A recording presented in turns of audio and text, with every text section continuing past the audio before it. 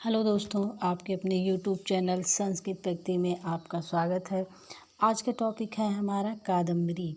संस्कृत जगत से जुड़ने वाले हर हमारे मित्र विद्यार्थी जो जुड़े हुए हैं, ऐसा कोई भी नहीं है कि जिसे कादम्बरी के बारे में ज्ञात ना हो। कादम्बरी बाणभट्ट की इतनी प्रसिद्ध रचना है कि इसको संस्कृत जगत से जुड़ने वाले हर व्यक्ति को इसके बारे में ज्ञात है। तो आज हम कादम्बरी की कथा को संक्षिप्त रूप से इसी का अध्ययन करेंगे इस वीडियो के माध्यम से। तो आइए दोस्तों, हम वीडियो को प्रारंभ करते हैं और उसके पहले हमारा निवेदन है हमारे दोस्तों से कि जो दोस्त हमारे इस चैनल पर नए हैं वो हमारे इस चैनल को सब्सक्राइब कर दें। चलिए हम आगे वीडियो को स्टार्ट करते हैं और कादम्बरी नामक कथा के मुख्य अंश को पहले देख लेते हैं। उसके बाद इसकी कथा का संक्षिप्त रूप से अध्ययन करेंगे। तो कादम्बरी के ग्रंथकार मतलब ग्रंथ कादम्बरी, इस ग्रंथ का नाम क्या है? कादम्बरी। और ग्रंथकार कौन है? बाणभट्ट हैं। समय इनका क्या है? 7वीं शताब्दी। बाणभट्ट का समय क्या है? 7वीं शताब्दी। और काव्य विधा मतलब यह कौन सी काव्य विधा है? नाटक है, प्रकरण है, मतलब क्या है? या गद्य है कि पद्य है? तो यह क्या है? कथा है। काव्य विधा कादम्बरी की कथा है। और आधार मतलब यह कहाँ से लिया गया है? तो गुणाग की बृहद कथा से। कादम्बरी क्या है? यह बृहद कथा है। और सर्ग अंग मतलब कितने सर्गों में यह विभक्त है या फिर इसके कितने अंक हैं?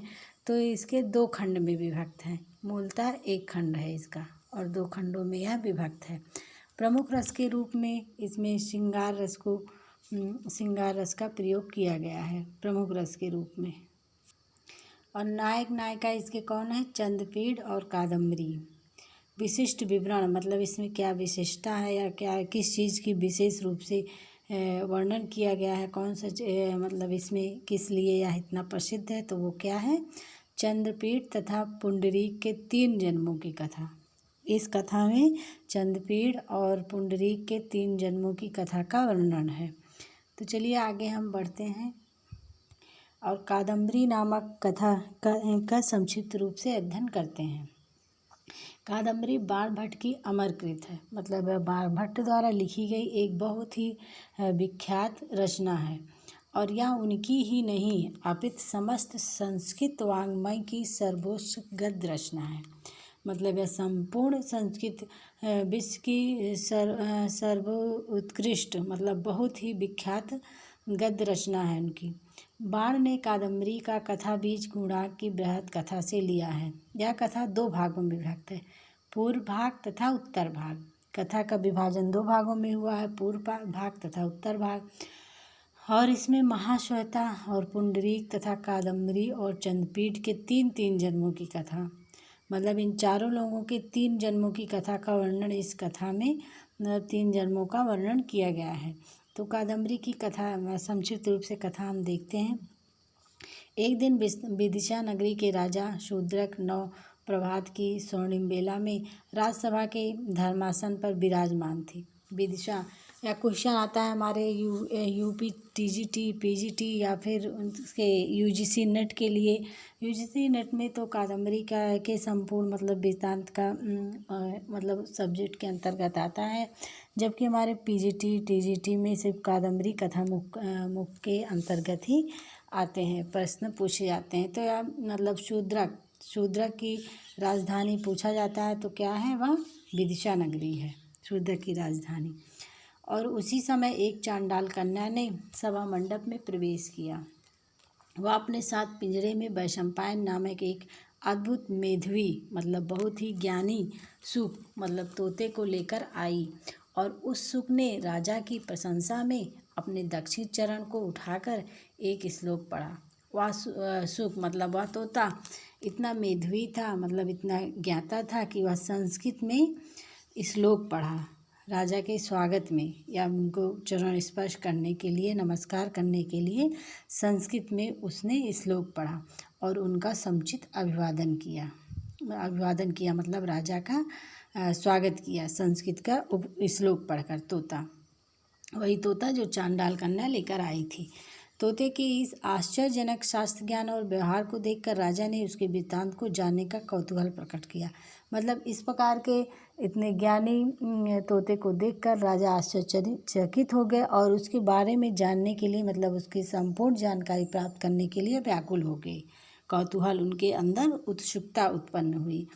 उत्तर में तोते ने राजा को विंध्यावटी में जन्म से लेकर जावल के आश्रम तक पहुंचने का इतिहास सुनाया। साथ ही जावल द्वारा वर्णित अपने पूर्व जन्म का वृत्तांत भी इसी प्रकार निवेदित किया। मतलब वह अपने पहले जन्म की संपूर्ण कथा को भी राजा को बताया। उज्जैनी में तारापीठ, मतलब वह कथा प्रारंभ करता है। अपने पूर्व जन्म की यादों को वह राजा से बताते हुए शुरू करता है। उज्जैनी में तारापीठ नाम के एक राजा थे और उनकी महारानी का नाम बिलासवती था। राजा के बृहस्पति के समान बुद्धिमान और मंत्री का नाम सुकनाश और मंत्री की पत्नी का नाम मनोरमा था। राजा को कोई संतान न थी, इसलिए महारानी बिलासवती सदा चिंतित रहती थी। वो बहुत ही चिंता में, मतलब डूबी रहती थी कि हमारे इस राज्य कार्यभार को कौन देखेगा, क्योंकि उनके पास कोई संतान नहीं थी। राजा ने रानी को देवार्चना, मतलब पूजा करने की सलाह दी। बहुत दिनों की अर्चना के बाद उन्हें पुत्र की प्राप्त हुई। मतलब रानी ने पुत्र प्राप्त के लिए अनेक प्रकार की पूजा पाठना, दान दक्षिणा सब देना प्रारंभ किया। तो थोड़े दिन बाद उनको पुत्र रत्न की प्राप्त हुई। एवं उसी दिन महामंत्री सुकनास को भी पुत्र प्राप्त हुआ। मतलब उसी दिन जो उनका महामंत्री था सुकनास, उसे भी पुत्र रत्न की प्राप्त हुई। आगे की कथा है। राजा ने अपने पुत्र का नाम चंद्रपीठ और महामंत्री ने अपने पुत्र का नाम वैशंपायन रखा। दोनों पुत्रों का एक साथ लालन पोषण और शिक्षा दीक्षा हुई। अध्ययन समाप्त के बाद राजा ने युवराज चंद्रपीठ का राज्याभिषेक किया। मतलब जब उनकी शिक्षा दीक्षा समाप्त हो गई, तब राजा ने उन्हें युवराज को चंद्रपीठ को राज्याभिषेक किया। मतलब राज्य का सारा कार्यभार उनको सौंप दिया। और इसी अवसर पर महामंत्री सुकनास ने युवराज को सारगर्भित उपदेश देकर समुचित कर्तव्य मार्ग का निर्देश किया। चंद्रपीठ और उनका मित्र वैशंपायन दिग्विजय के लिए निकल पड़ते हैं और इस समय विषयाता में युवराज ने राजाओं को पराजित कर दिया। मतलब चंद्रपीठ ने राजाओं को पराजित करते हुए आगे मार्ग में बढ़ते जा रहे थे और उन्हें कर देने को बाध्य किया। स्वयं हिमालय पर्वत के पास ससैन्य विश्राम के लिए कुछ देर रुके। किन्नर मिथुन के पीछे वह दौड़ धूप करता है। उस मिथुन के अंतर्हित हो जाने पर राजा आछोद सरोवर पर पहुंच गए। यह हमारे परीक्षाओं में हमारी मतलब पूछा जाता है कि आछोद सरोवर का वर्णन किसमें हुआ है, तो किसमें हुआ है? कादम्बरी नामक कथा में हुआ है इसका वर्णन। वह अपने घोड़े को बांधकर शिवालय में वीणावादिनी महाश्वेता का संगीत सुनने लगा। कौन? अंतर्हित होने पर राजा अछोद सरोवर पहुंच गए और अपने घोड़े को बांधकर शिवालय में वीणावादिनी महाश्वेता का संगीत सुनने लगे। महाश्वेता ने आत्मकथाओं का वर्णन करते हुए बताया कि पुंडरीक नामक एक ऋषि कुमार से उसे प्रेम हो गया था, लेकिन उसे मिलने से पूर्व पुंडरीक की मृत्यु हो गई। तब से वह अछोद सरोवर पर तप कर रही है। कौन? महाश्वेता पुंडरीक से प्रेम करती थी और उसे मिलने के मतलब विवाह के पहले ही पुंडरीक की मौत हो गई या फिर मृत हो गई। तब से वह अछोद सरोवर पर ही तप कर रही है। बाद में महाश्वेता अपनी सखी कादम्बरी, जिसने कि स्वयं भी महाश्वेता के कारण ही कौमार व्रत की प्रतिज्ञा की। मतलब जब उनकी सहेली महाश्वेता का विवाह नहीं हुआ तो कादम्बरी भी कुंवारी ही रहने का व्रत लिया, प्रतिज्ञा की। ये प्रतिज्ञा की थी से मिलती है। चंद्रपीठ और कादम्बरी के हृदय में एक दूसरे के प्रति नैसर्गिक मधुर आकर्षण पैदा। जब चंद्रपीठ और कादम्बरी मिले, दोनों एक दूसरे के प्रति आकर्षित हो गए। इसी समय पिता के बुलाने पर चंद्रपीठ उज्जैनी लौट आता है और सेना सहित वैशंपायन के बाद में आने के लिए छोड़ देता है। ताबुल वाहिनी पत्रलेखा कादम्बरी के प्रेम का संदेश लाती है। यही पूर्वार्ध भाग का अवसान होता है। मतलब यहीं पर पहला भाग समाप्त हो जाता है, फिर शुरू होता है उत्तरार्ध भाग। कथा जो कादम्बरी कथा 2 भागों में विभक्त है। तो पूर्वार्ध भाग यहाँ पर ख़त्म हो जाता है और उत्तरार्ध भाग शुरू होता है। जब वैशंपायन बहुत दिनों के बाद भी नहीं लौटता तो चंद्रपीड़ उसे ढूंढने पुनः आछोद सरोवर पर पहुँचते हैं, जहाँ पर उसे फिर महाश्वेता मिली और उसने बताया कि वैशंपायन ने उस पर आसक्त होकर प्रणय याचना की और बहुत समझाने पर जब वह नहीं माना तो महाश्वेता ने क्रुद्ध होकर उसे सुख हो जाने का शाप दे दिया। किसे दे दिया? चंद्रपीठ का जो मित्र था, जो वहाँ उसे छोड़े थे, मतलब वैशंपायन को तोता होने का श्राप दे दिया। यह सुनकर चंद्रपीठ ने प्राण उड़ जाते हैं अपने मतलब मित्र के बारे में। ऐसी कथा सुनकर, इस प्रकार का समाचार पाकर उनके प्राण मतलब बहुत ही चिंतित हो जाते हैं। यह देखकर प्राण त्याग करना चाहती मतलब तथा तभी कादम्बरी आती है और यह देखकर वह भी प्राण त्याग करना चाहती है।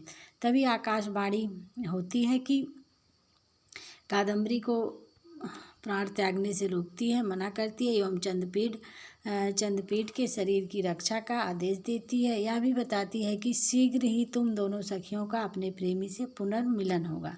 मतलब आकाशवाणी द्वारा उन्हें समझाया जाता है, आकाश भाषित जिसे कहते हैं, आकाश भाषा से, कि तुम दोनों अपने मतलब प्राण हत्या ना करो, अपने प्राण न त्यागो, शीघ्र ही तुम दोनों को अपना अपना प्रेम मिल जाएगा। इसी बीच राजा तारापीठ भी पुत्र का दुखद समाचार सुनकर चंद्रपीठ के शरीर को देखने के लिए आछोद सरोवर पर पहुंच जाते हैं। मतलब चंद्रपीठ के पिता जब चंद्रपीठ के बारे में ये सब समाचार पाते हैं तो अपने पुत्र से मिलने के लिए आछोद सरोवर पर पहुंच जाते हैं। आगे की कथा है। इतनी कथा कहने के बाद जाबलमुन ने मेरी ओर इशारा करके अपने शिष्यों से कहा कि महाश्वेता ने जिसे सुख योनि में पतित होने पर श्राप दिया था, यह वही तोता है जिसे चांडाल कन्या लेकर आती है चंद्रपीठ के दरबार में। यह वही तोता होता है जिसे कि महाश्वेता ने श्राप दे दिया था तोता होने का, सुख होने का। जाबलमुन के द्वारा अपने पूर्वजन्मों की कथा सुनकर मेरी समस्त विद्या उद्बुद्ध हो गई। मेरे हृदय में पुनः महाश्वेता के प्रति अपने प्रेम पूर्व की स्मृति हो आई। मैं उससे मिलने के लिए आतुर होकर उड़ चला। तोता बताता है कि मैं महाश्वेता से मिलने के लिए बहुत ही मतलब उत्सुकता मेरे अंदर आ जाती है या फिर उत्तेजना पैदा होती है। मैं उससे मिलने के लिए उड़ चला, किंतु इस चांडाल कन्या ने मुझे पकड़कर रख लिया और आपके पास उपहार के रूप में ले आई। इसके अतिरिक्त मैं और कुछ नहीं जानता हूँ। ऐसा कहकर तोता शांत हो जाता है। मतलब ये दोनों ही उत्तरार्ध और पूर्वार्ध की पूरी कथा, पूरी कहानी ही तोता सुनाता है पूर्व जन्मों के आधार पर। इतनी कथा सुनने के बाद चांडाल कन्या ने राजा को बताया कि वह पुंडरीक की माता लक्ष्मी है। चांडाल कन्या जिसे कि उसे अब तक दुष्कर्मों से बचाया है। शूद्रक स्वयं पूर्व जन्म का राजा चंद्रपीठ है, जो कभी चंद्रमा था परंतु शापवश भूतल पर आया था। शूद्रक कौन था? पहले वह चंद्रमा था, फिर शूद्रक हुआ, उसके बाद चंद्रपीठ के रूप में मतलब राज्य कर रहा है। ऐसा कहकर लक्ष्मी अंतर्हित हो जाती है तथा शुक का भी शापित शरीर हो जाता है, शरीर पात हो जाता। मतलब शुक जो तोता बना था वैशंपायन श्राप, महाश्वेता के श्राप से उसका शरीर पात हो जाता है। मतलब वह अपने शारीरिक रूप में आ जाता है, जिससे चंद्रपीठ का पड़ा हुआ मृतक शरीर भी पुनर्जीवित हो जाता है एवं तोता भी पुंडरीक हो जाता है। इस प्रकार चंद्रपीठ, पुंडरीक इन दोनों का अपनी प्रीतमा कादम्बरी और महाश्वेता से पुनर्मिलन हुआ और सभी सुख से रहने लगा। तो यह कादम्बरी का मतलब संक्षिप्त रूप से कादम्बरी की कथा थी, जो हमें अपने ध्यान मतलब इसी प्रकार की कथा को ध्यान में अगर हमारे रहेगा तो हम कादम्बरी से संबंधित जितने क्वेश्चन आएंगे हम उसका आंसर दे सकेंगे। तो आज के वीडियो में हमने कादम्बरी के संक्षिप्त कथा को पढ़ा। हमारा वीडियो कैसा लगा कमेंट करके बताइए दोस्तों। हमारे साथ जुड़े रहने के लिए या फिर हमारा वीडियो देखने के लिए धन्यवाद दोस्तों।